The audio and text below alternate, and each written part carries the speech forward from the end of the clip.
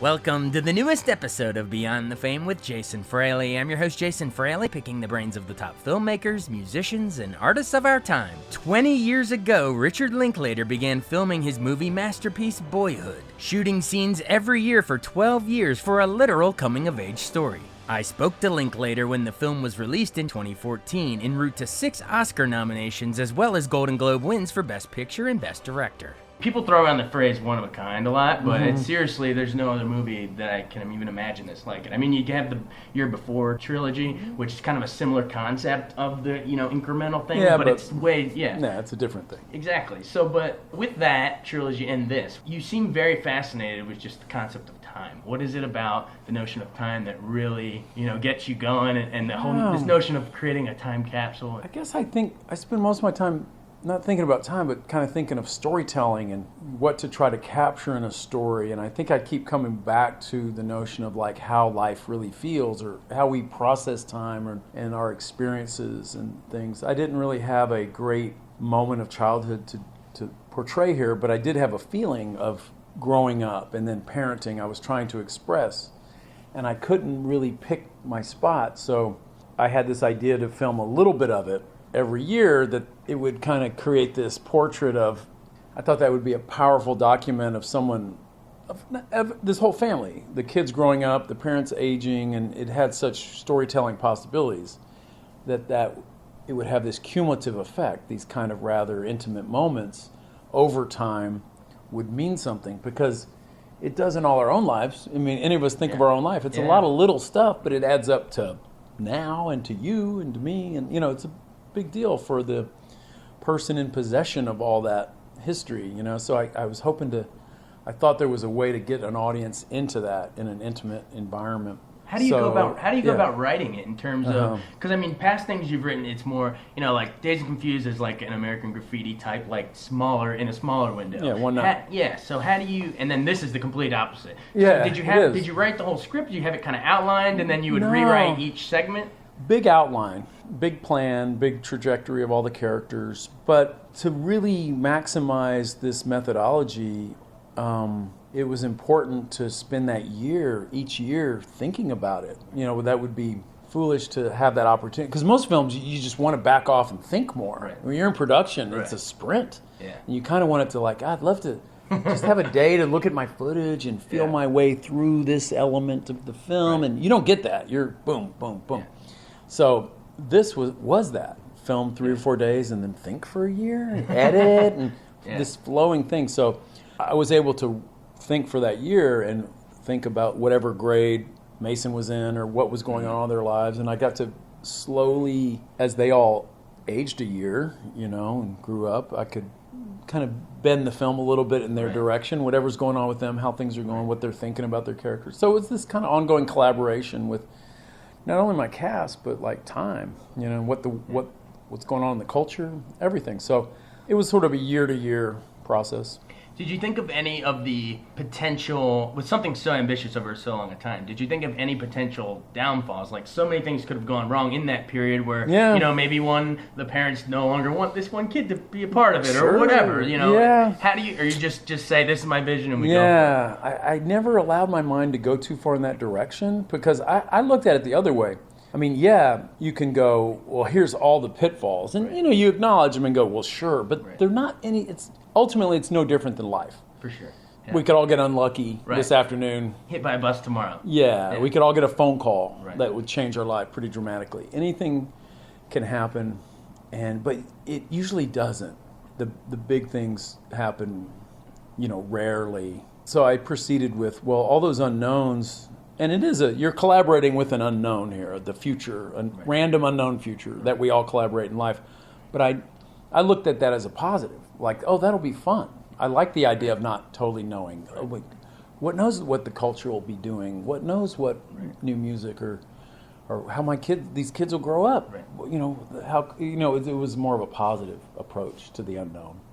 Yeah, and your daughter is is the sister in the movie, right? So did it seem like a cool thing from the start where I'm gonna chronicle my daughter, but I can't make her the main character? But how did that factor in it? It's almost like a weird home movies. I didn't conceive it with her in mind. Okay.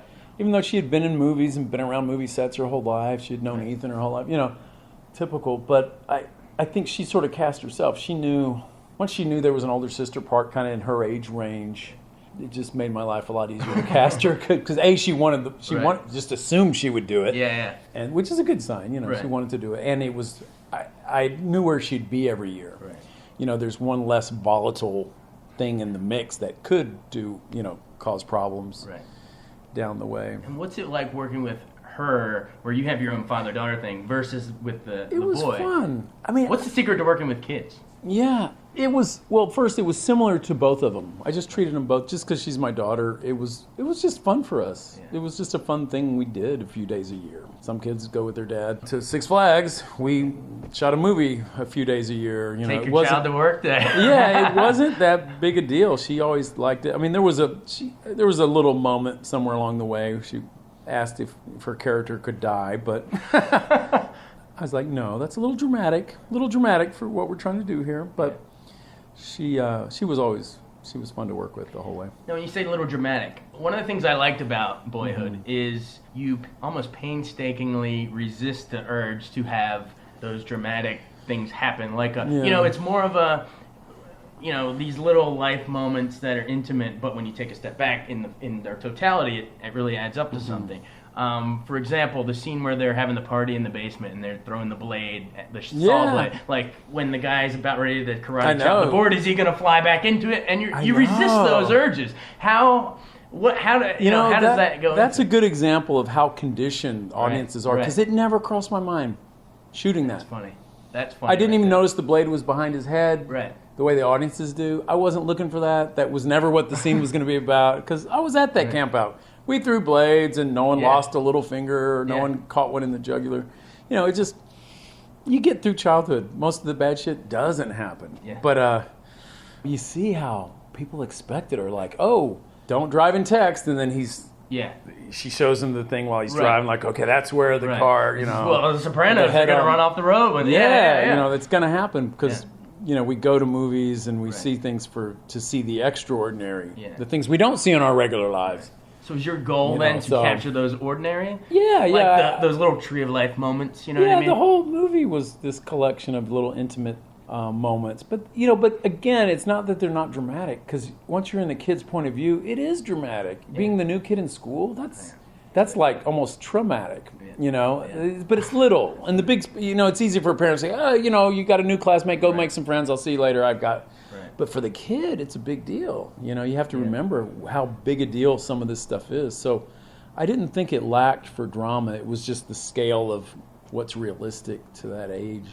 Well, yeah, it definitely doesn't lack for drama. I mean, it runs almost 3 hours, and you're into it the whole way without quote-unquote things happening, and you're still into it the whole way. That's the big achievement. Yeah, I think the thing people wouldn't have predicted, but I really felt that if we could be honest with an audience and let them into this family life in a realistic way, and we didn't have a bunch of trumped up, plotty, goofy things, that you would accept it as real and actually care about them and see yourself in it in some, depending on your age and your experience, different angles. You would have to see their perspectives, I guess. Now talk about, and I think what kind of keeps it dramatic is the series and layers of different time capsule things. So yeah, you have the, watching the people grow up and from scene to scene, and watching their haircuts change and their body size change and age and all that. But let's go through a couple of them one by one. Mm-hmm. The technology. You're capturing it in real time, so it's not like you're going back in time and saying, oh, I'm going to plant that Xbox in that scene.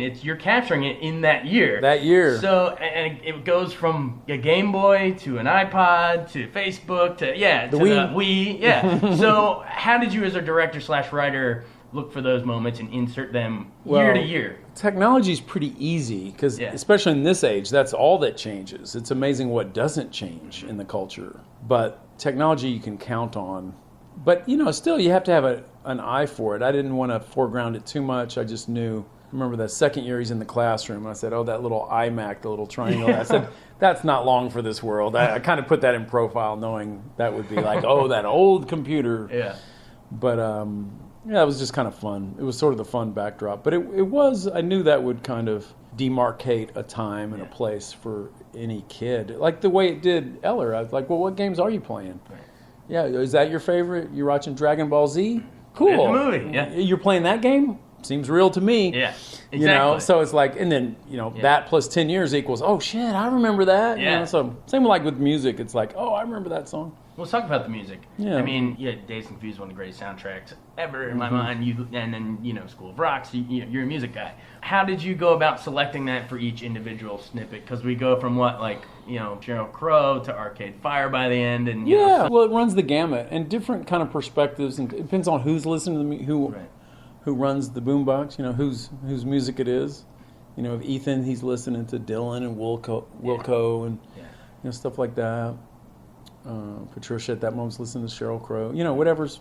And then I told Eller, because he was no help in this regard, because I don't, Dazed, you brought up that's like music, I can write a narrative to every song of where I was and what, boom, I was there. Soundtrack. But I'm not there for this era. I'm an old man in comparison to, So it was fun because I researched and went through a lot of music and I picked songs I liked, and then I had some consultants, a little bit older than Eller, write narratives about like, oh, I hated this song, but everyone listened to it, or my older sister, so I heard personal things like even the song at the end by Family of the Year, Hero, a guy around the editing room with the interns, he was like, yeah, I just broke up with my girlfriend, I was feeling really bad, and I heard that song, and it just made me feel like everything was going to be okay.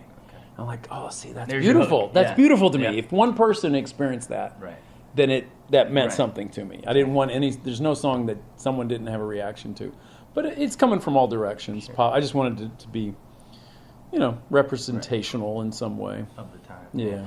And then speaking of music, one of the cool self-referential things that I thought, and please let me know if it's intentional. The Beatles thing, right? When Ethan Hawke makes the compilation. And, Black Album. And he says, all right, Paul's going to bring us to the party. We see the party scene. George is going to talk about God. We see the church scene. John's going to, what does he say? It's all about love and pain. We get the relationship and the breakup. Mm-hmm. And then Ringo just says, hey, what are we worried about? Let's just Can we all just enjoy it while we're here? And that's the end. Yeah. Was that intentional? For like the last third of the movie follows that quote. Those four it did. Beatle was that things. Intentional? Not really. Because no, that's beautiful. If you check, you're probably tired of watching it, but I think you were subconsciously laying it out. Well, the Beatles, man, they're everywhere. Yeah. Beatles are God. They are kind of. They're that omniscient presence. Yeah, that's funny.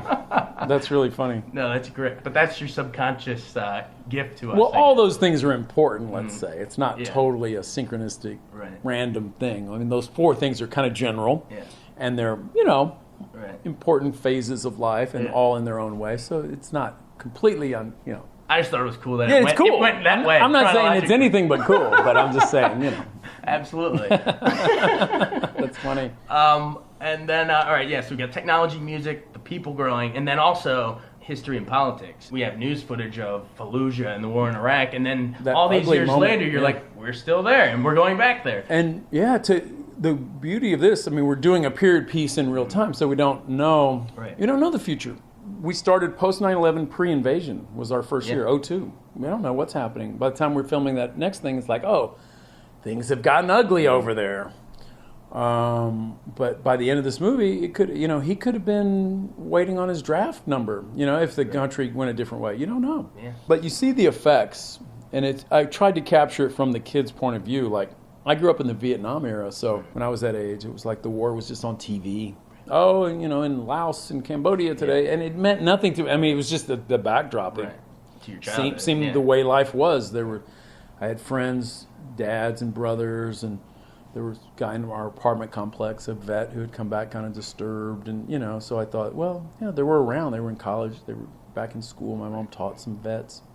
So I thought, that's interesting. And here we are again, a kind of a war that goes on forever. Right. But again, from the kid's point of view, he doesn't really have the politics of it. They don't really understand it, but it's there. And you pick up on your parents' politics. Like I always knew who my parents were for, but I didn't know the reasoning. Like, Dad was for Carter. I remember I had a stepfather at the moment for Nixon. So I just remember those elections. I thought that's something they would remember, but it's not. And I thought even if Obama didn't win in 2008, that would have been an interesting, it was an interesting moment. There was a lot of excitement, and that would be something you'd remember. Did you feel a responsibility? It's almost, the opposite of Mad Men when they can comment on what happened in this decade. Did you feel a responsibility to capture it in real time? Or it was just kind of the backdrop? Yeah, it was all kind of backdrop. Like the foreground is your own life. Again, from a kid, you're pretty self-absorbed unless it's affecting you directly. So it's more general. But I don't know about responsibility.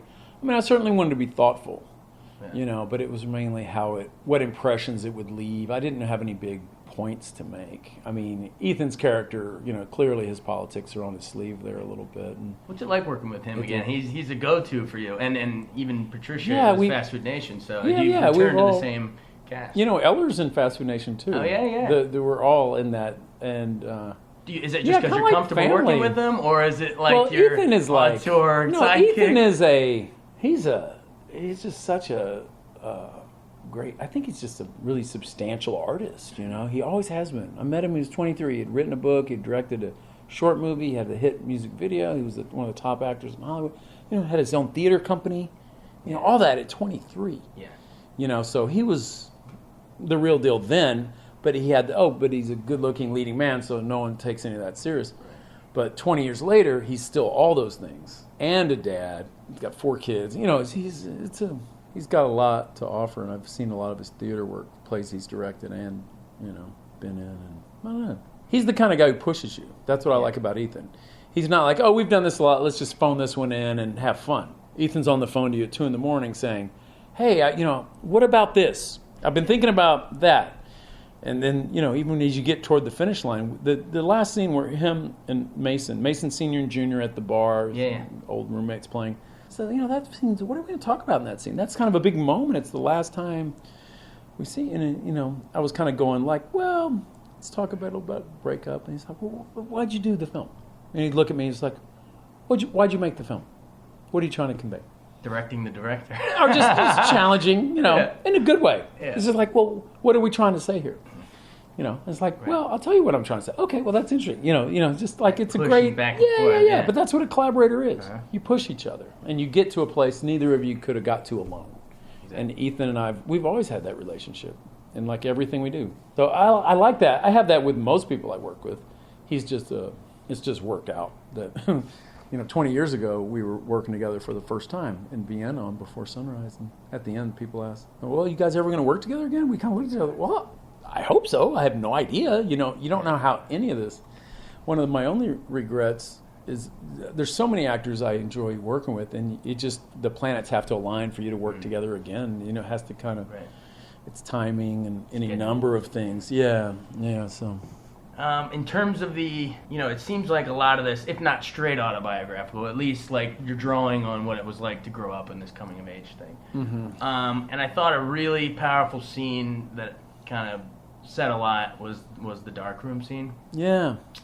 Was that based on a specific mentor of yours? I had several. Like a lot of people said, I remember that scene. I remember someone pulling me aside. But we all had that, where that older person who kind of pulls you aside, and they sort of kick you in the butt. They give you some compliments, and whether it was a coach or had a high school teacher who kind of did that, a couple coaches, and said, "Hey, listen, here's what you are, but here's where you have to get to." And it's kind of nice because the fact is people are always throwing shit at you like that when you're a kid. It's just when do you want to listen? Right. You usually don't hear it.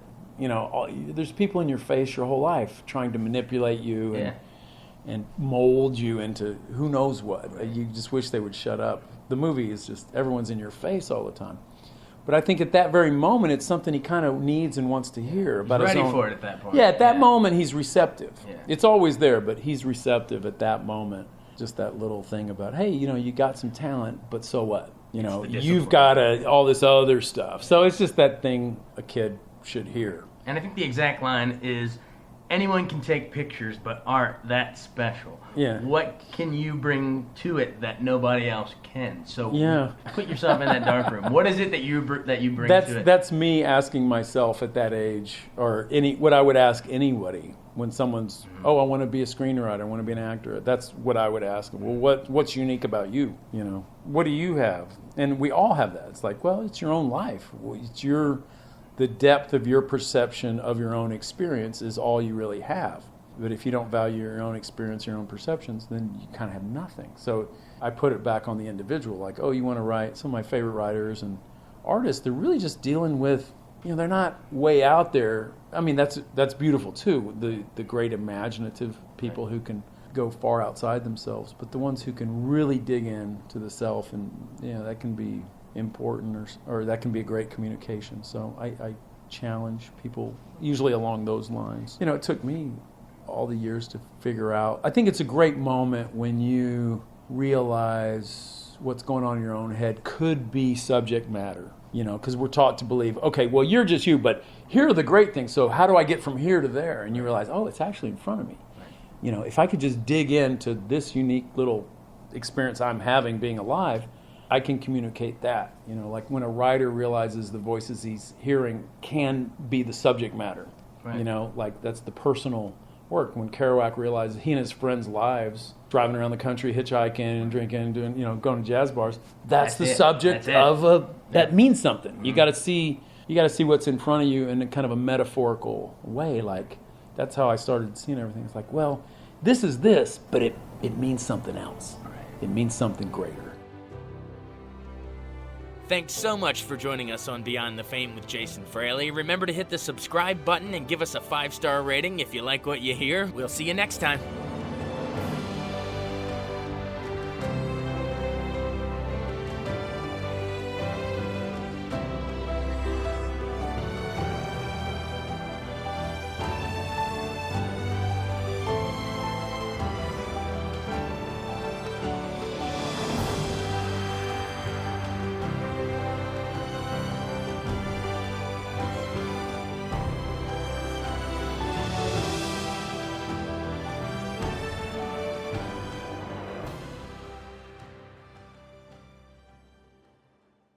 I wanted to take a second to tell you about an app I really enjoy. Living in the DC area is great, and Podcast DC gathers all of the local shows that I like all in one local app. Health, sports, local news, politics, and so much more. Podcast DC is the new local app with hundreds of DC area podcasts to choose from. I can earn exciting rewards just for listening and share the podcasts I love instantly. Available in the App Store or in Google Play, listen local with Podcast DC.